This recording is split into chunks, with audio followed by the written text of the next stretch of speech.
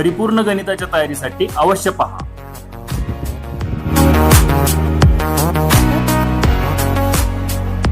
नमस्कार, आपण सराव संच 17 पाहत आहोत आणि या सराव संचामधील आपण प्रश्न क्रमांक मला वाटतंय 4 आणि 5 आजच्या तासाला पाहणार आहोत. प्रश्न क्रमांक 3 पर्यंतचा भाग आपण मागील तासाला पाहिलेला आहे. आता आपण पाहणार आहोत प्रश्न क्रमांक 4.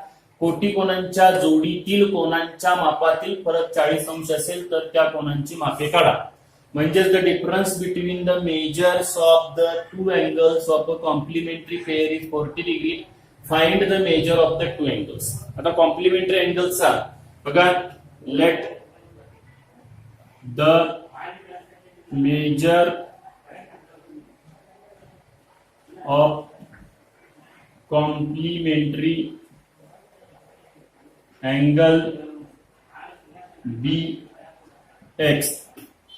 समजा कोटी कोणाचे माप एक्स मानू. मग एकाचं माप एक्स मानला की दुसऱ्याचं माप किती येणार बघा. आता the measure of one complementary angle, एका कोटी कोणाचे माप. इथे काय येणार, the measure of another complementary angle. इथे येतं 90 मायनस एक्स. म्हणजे एकाचं माप जर एक्स असेल तर दुसऱ्याचं माप 90 वजा एक्स येणार. दुसऱ्या कोटी कोणाचे माप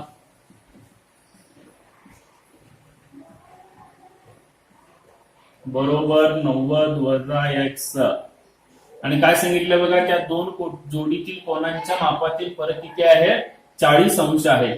डिफरन्स इज 40 डिग्री.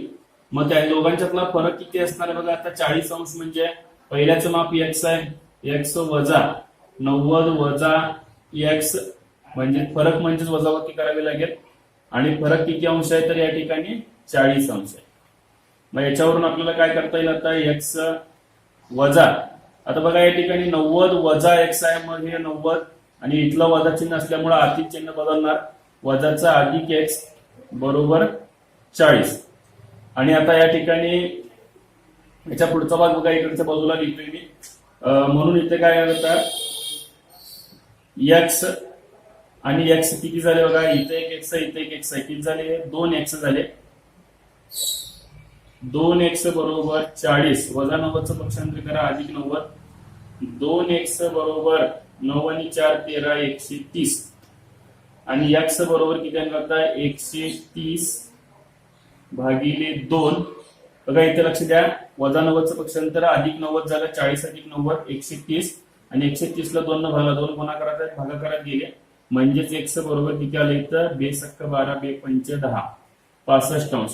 2 न भाग घालवा, 2 सक्क 12, 13 न 12 गेली 1 आणि 2 पंच 10. म्हणजेच एक्स बरोबर किती मिळालं आपल्याला, 65 मिळालेलं आहे. मग आता बघा एक्स बरोबर 65 मिळालेलं आहे. मग अजून आपल्याला काय काढायचं आहे तर त्या कोणांची मापे काढा. मग एक्स बरोबर 65 हे पहिलं माप मिळालं. आणि दुसरं माप आहे 90 वजा एक्स बरोबर 90 वजा 65. 7 न 5 गेले 5, हातच्या परत 90 न 7 गेले 2 25. म्हणजे त्या कोणांची मापे किती आहेत, 65 अंश आणि 25 अंश आहेत. हे आपल्याला या ठिकाणी लक्षात येते. या पद्धतीनं हे उदाहरण तुम्हाला समजलेलं असेल, हे लक्षात घ्या. आणि एका कोटी कोणाचं माप 65 आणि दुसऱ्या कोटी कोणाचं माप 25 अंश आहे, हे या ठिकाणी समजून घ्या. यानंतर बघा, quadrilateral PTNM is a rectangle. Write the names of pairs of supplementary angles. चौकोन पीटीएनएम हा आयत आहे, या आकृतीतील पूरक कोणांच्या जोड्या. बघा आता इथं आयत आहे म्हणजे याचा प्रत्येक कोण काय असणार आहे, काटकोन असणार. आणि पूरक कोणांच्या जोड्या कसं लिहायचं, ज्या कोणांच्या मापांची बेरीज 180 अंश असते ते पूरक कोण असतात. मग आता इथं आपण लिहिणार आहे पूरक कोणांच्या जोड्या. पूरक कोणांच्या जोड्या, पेयर्स ऑफ सप्लिमेंटरी angles. मग आता पहिली जोडी आपण या ठिकाणी लिहूया. बघा अँगल पी व कोण, आता पी व च्या ठिकाणी सेमीचे इतर काय लिहितील, अँड शब्द लिहितील लक्षात ठेवा. त्यानंतरची दुसरी जोडी आपण लिहिणार आहे कोण यम व कोण यन. त्यानंतरची तिसरी जोडी आहे कोण यन व कोण टी. त्यानंतरची चौथी जोडी आहे कोण टी व कोण पी. त्यानंतरची पाचवी जोडी आहे कोण पी व कोण यन. आणि सहावी जोडी आहे कोण यम व कोण टी. या पद्धतीनं 6 पूरक कोणांच्या जोड्या पेअर्स ऑफ सप्लिमेंटरी अँगल्स लिहिता येतील. म्हणजेच बघा P M M N, N T T P, P N M T, म्हणजे या पद्धतीनं एकूण 6 कोणांच्या जोड्या आपल्याला लिहिता येतील. मला वाटतं हा भाग तुम्हाला चांगल्या पद्धतीने लक्षात आलेला असेल, समजलेला असेल. सराव संच 17 मधील प्रश्न क्रमांक 6 पाहणार आहे. 6 नंबरचा प्रश्न काय आहे बघा. जर माप कोन ए बरोबर 70 अंश तर ए च्या कोटिकोनाच्या पूरक कोणाचे माप किती. If measure of angle A is equal to 70 degree, what is the measure of the supplement of the complement of angle A. मग आता बघा उत्तरामध्ये मेजर ऑफ अँगल ए बरोबर 70 अंश आहे. मग आता याचा कोटिकोनाचं माप पहिल्यांदा काढूया, कॉम्प्लिमेंटरी अँगलचं. मग ते कसं काढायचं, आता माप कोन ए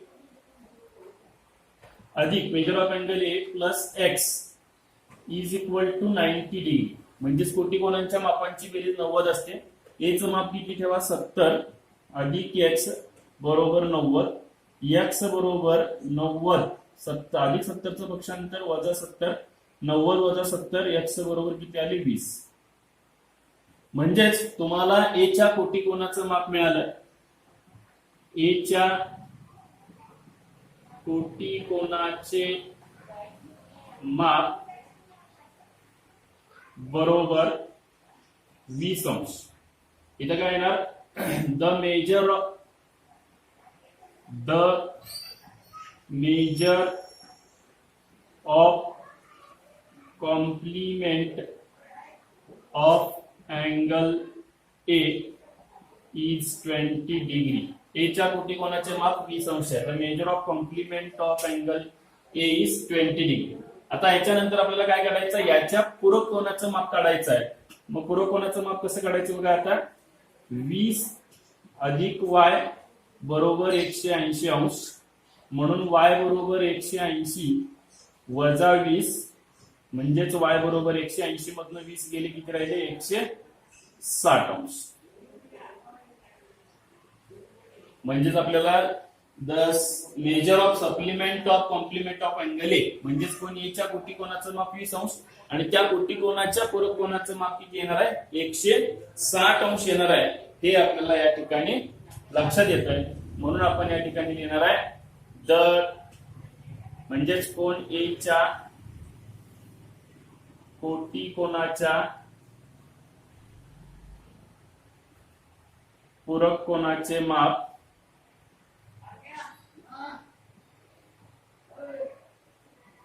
बरोबर 160 अंश. इथे लिहिणार आहे आपण the measure of the supplement of the